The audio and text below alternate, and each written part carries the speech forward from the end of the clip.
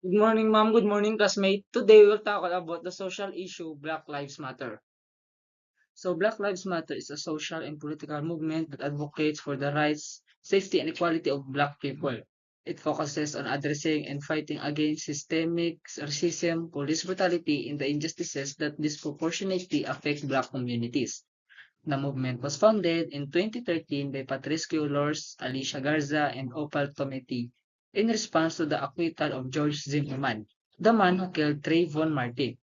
Black Lives Matter works to bring awareness to issues such as racial profiling, discrimination, and violence against Black individuals, and it calls for reforms in law enforcement and other institutions to ensure racial justice and equity. The movement's slogan, Black Lives Matter, became a rallying cry for protest and activism worldwide. So the mission of Black Lives Matter is to combat and address systemic racism, police brutality, and racial injustice that disproportionately affect Black people. The movement seeks to create a world where Black people are valued, respected, and able to live from violence and oppression. BLM advocates for police accountability, criminal justice reform, and the dismantling of racist systems that perpetuate inequality. The organization aims to empower Black communities, amplify Black voices, and promote social, political, and economic justice for all people. So, diya is ang ginamit nila is do ano meron sila nga mission nga is to combat and address systemic racism nga para ang mga Black people is ma-value sila kag marespeto sila sang iba nga tawo kag do hindi na sila pagtratuhon nga do manaba sanda nga paningin. So, the historical background. The Black Lives Matter movement originated in response to incidents of police brutality and systemic racism, with its roots tracing back to several key events in recent history. Here's a look at the historical background. So, the founding of Black Lives Matter in 2013. Initial catalyst, the BLM was born in 2013 after the acquittal of George Zimmerman, the man who killed Trayvon Martin, an unarmed black teenager in Sanford, Florida, in 2012. Zimmerman was charged with second-degree murder but was found not guilty, which sparked widespread protest and outrage. So, diya is napagkamalan si George Zimmerman nga tanan nagpatay kay Trayvon Martin, and pag ano nanda sa court is he was not guilty. So after nga he was not guilty, nag-spread ang news kag ang mga tao is nagprotest para sa iya. So next is the growth and spread. Ferguson. The movement gained significant national attention following the killing of Michael Brown by a police officer in Ferguson, Missouri. Brown, an unarmed black teenager, was shot by Officer Darren Wilson, leading to protests that ignited a broader conversation about police violence, racism, and the disproportionate targeting of black individuals by law enforcement.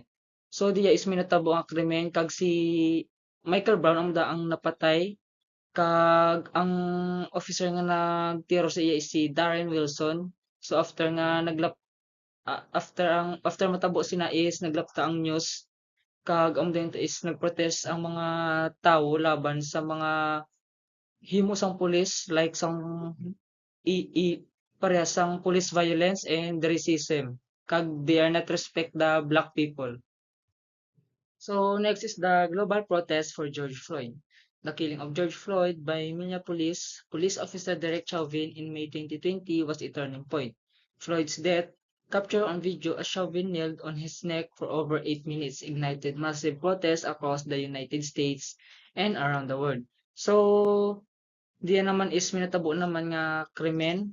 Sa naman nga isa ka Black American nga nasalaan nga nakahimo sang krimen. So tapos may isa ka police officer nga nag nagtiro sa iya ka after sang krimen nga to is may ara nga video or may CCTV nga nakakuha kung paano gintiro si George Floyd. Kag after nga to is naglapta ang video kag nakita sa mga tao kag nag-amo to nag-umpisa dayon ang pagprotesta nila kay George Floyd. So next is the worldwide movement. The BLM protests became global with demonstrations held in cities across the world, including London, Paris, and Sydney. The Black Lives Matter movement once again became a primary rallying point for pushing against racial injustice and police brutality, making 2020 one of the largest demonstrations in modern history. So, ang primary gid nga ginaprotestang tao is ang Black Lives Matter. So, it's all about Black American. So, imbes nga mga white people ang naginasala, so ginapagkamalanda ang mga Black American is amo na ang kalabanan nga may masama nga mga intensyon kag damo ginahimo nga krimen.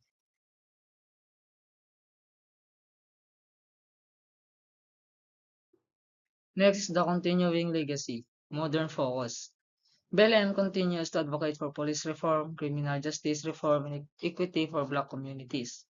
It has expanded its focuses beyond police brutality to include issues like healthcare inequality, economic disparities, and educational reform. So diya is naga-focus na ang mga politika sa pagiging racism sa mga iban nga police officer like diyang ginabasol lang nilang mga ang mga Black American imbes nga ang mga white American.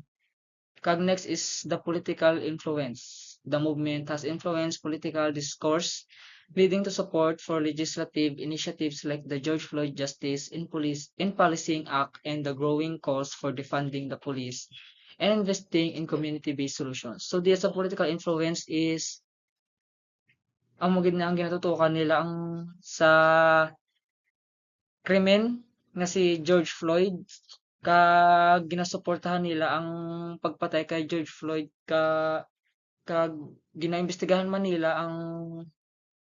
ang police officer nga nagtiro kay George Floyd. So next is the importance of racial justice. Racial justice is at the core of Black Lives Matter movement. The movement seeks to address and dismantle systems of oppression, inequality, and violence that disproportionately affect Black communities. Here's why racial justice is so important to BLM. So first is we have the challenging systemic racism.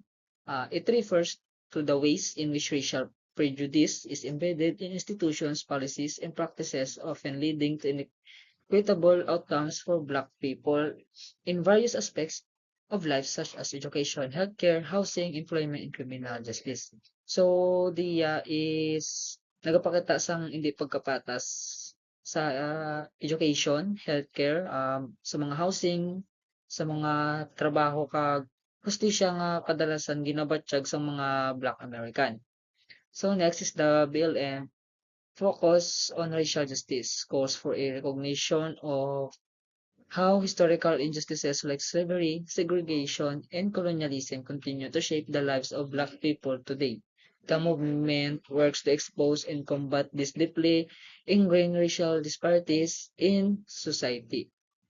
So, minsan is recognizing how historical injustices pareho sang pagkaulipon, segregation, kag colonialism, naga-continue to affect Black lives today. Tapos gina-expose kag ginapakigbatuan sang Black Lives Matter ang mga pamaagi nga nagaresulta sang matuod-tuod nga pagkadula sang patas nga opportunity sa syudad. So next, the challenges and criticism of BLM. Misunderstanding of the movement's message. Criticism. One of the most common criticism of BLM is that its message is often misunderstood or misrepresented. Critics argue that the movement's name, Black Lives Matter, is divisive or suggests that other lives do not matter, which is not the movement's intention. The phrase seeks to highlight the fact that Black lives have been historically marginalized and disproportionately impacted by violence, particularly by law enforcement. So, is one of the most common criticism of Black Lives Matter is that its message is often misunderstood or mispresented. So, isa sa mga kasagaran nga ginareklamo Sa BLM is amo ang mga hindi insakto nga pag-interpret sa iban nga mga mensahe sang mga kilusan. And some critics say the phrase Black Lives Matter sounds divisive or as if it means other lives don't matter. Pero ang tuod nga kahulugan sini amo ang pagpanawagan nga importante man ang kabuhi sa mga Black American labi na kay madugay na nga ginapahamtang sila sa pagkaapi kag kapintas ilabi na sa kamot sang mga otoridad. Next is the challenge. The movement often faces the, the challenge of explaining its core message, especially in a polarized political environment. The name itself can be used to create a false dichotomy, with some arguing that the movement does not care about all lives, when in reality, BLM advocates for racial equality and justice for everyone, focusing on the injustices Black people face. So DIA is the movement often struggles to explain its true purpose, especially in a politically divided environment. So may kabudlayan ang BLM sa pagpahayag sang ila tuod nga ginatuyo. Bangod ang palibot political subong madamo sang panagbangga nga kag paghimakas sa mga ideya. And sometimes people use the name to create a false argument. So nagakait sanda sa mga fake na mga ngalan kag nagapost na sa mga false argument. Hindi nagapakigbahin ang LBM sa tanan nga kabuhi. When in truth, the movement stands for racial equality and justice for all. So here is my conclusion. So the Black Lives Matter movement has undeniably been a catalyst for a much needed global conversation about race, justice, and equality from its inception in 2013, sparked by the acquittal of George Zimmerman in the killing of Trayvon Martin, to its explosion into a worldwide call for justice following the deaths of George Floyd, Breonna Taylor, and countless others. BLM has become a symbol of the struggle against systemic racism and oppression. So, ang Black Lives Matter is simbolo na gid sa mga is simbolo na gid sa struggle sa mga Black Americans. Syempre kay damo na sa mga krimen nga gakalatabo like kay Trayvon Martin, kay George Floyd, kay Breonna Taylor, pag sa mga ibang pa. At its core, the movement is not just about condemning violence against Black people, but about challenging a deeply rooted system of racial inequality that affects every aspect of society, from policing and criminal justice to economic opportunity and healthcare access. BLM serves as a powerful reminder that Black lives have historically been marginalized, and its demand for justice, accountability, and equality is both urgent and necessary. So this is my personal stance. I believe Black Lives Matter because Black lives have been marginalized, oppressed, and they have been denied basic human dignity and justice for too long. Black Lives Matter serves to remind us that all lives are equal and should always be treated as such. So ang personal stance ko is ang Black Lives Matter is nag-remind us na dapat tanan kita nga tao is equal lang and ginatrato naton and nagatratahan lang kita sang insakto. This is not so much a matter of saying that other lives don't matter. It's about the fact that systemic racism has disproportionately affected Black lives, and that has to change. So that's it. Thank you.